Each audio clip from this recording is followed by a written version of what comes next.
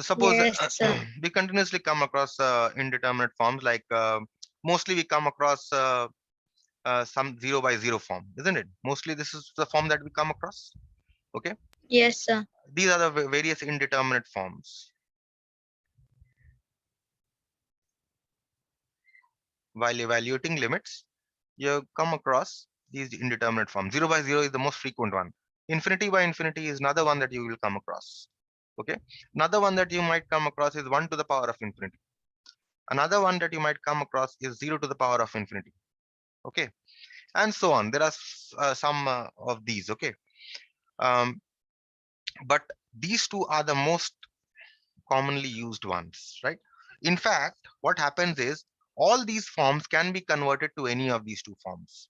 Okay, if you're getting 1 to the power of infinity, it can always be converted to 0 by 0 form or infinity by infinity form. So these are the two fundamental forms, 0 by 0 and infinity by infinity. The L'Hospital's rule states that when you have a limit x tends to a of a quotient of two functions, fx by gx, then this limit can easily be evaluated by differentiating the first function, okay, that is ddx fx, differentiating the numerator separately and differentiating the denominator separately.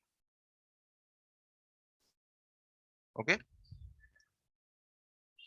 that is you get f dash x by g dash x. Limit x tends to a, sorry.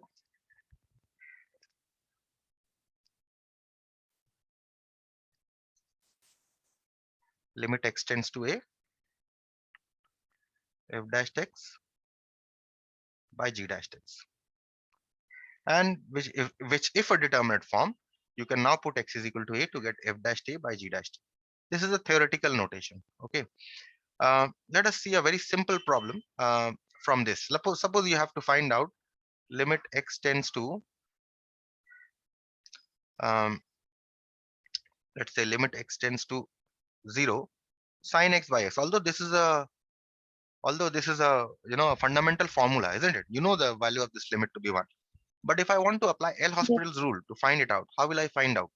See, if you put x is equal to 0, what form is this? 0 by 0 form, right? Isn't it? This is a yes, 0 by sir. 0 form. Now, if I apply L'Hospital's rule, I can write this as limit x tends to 0, ddx sine x, differentiate the numerator divided by differentiation of the denominator, right? Now, I'll get limit. This is, we can write this by L'Hospital's rule.